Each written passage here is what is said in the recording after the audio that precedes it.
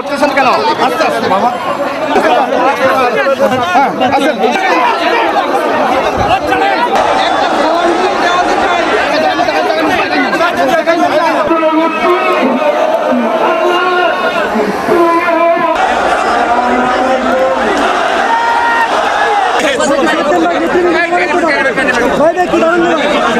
সন্তানের লাশ ঘাড়ে করার চাইতে বড় বোঝা বাপের জন্য আর কিছু নাই।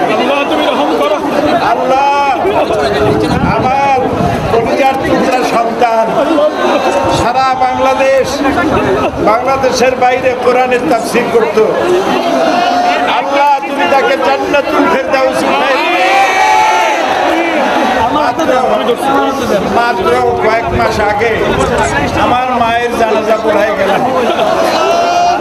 আমাকে একটু সময় দিল না। আমি আমার মহিলাদেরকে আমার মা মারা গেলেন, আমার ভাইকে সান্ত্বনা দেব, আমাকে সময় দেওয়া হলো না। আমার কলিজার টুকরা বুলবুল গতকাল চলে গেছে। আমি জানতে পারলাম আজকে আসরের নামাজের সময়।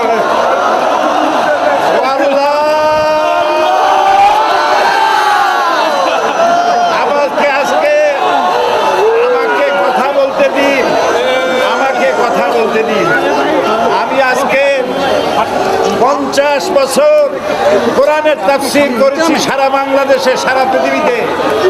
আমাকে বানানো হয়েছে যুদ্ধ অপরাধী, আমাকে বানানো হয়েছে চোর, ডাকাত, হত্যাকারী, ধর্ষণকারী।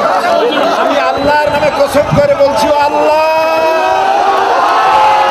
তোমার জাতের কসম, তোমার ইজ্জতের কসম, তোমার সম্মানের কসম, 1971 সনের এক ফোঁটা পানি বা কাদা আমার গায়ে লাগে নাই। আমার শুধু কাজ ছিল কোরআনের প্রচার করা।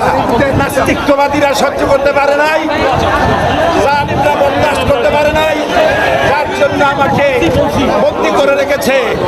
আমি শাহাদাতের তামান্না করি, আমি শহীদ হতে চাই, তবে চোর ডাকাত ইত্যাদির বদনাম নিয়ে মরতে চাই না। আল্লাহুম্মা আমিন।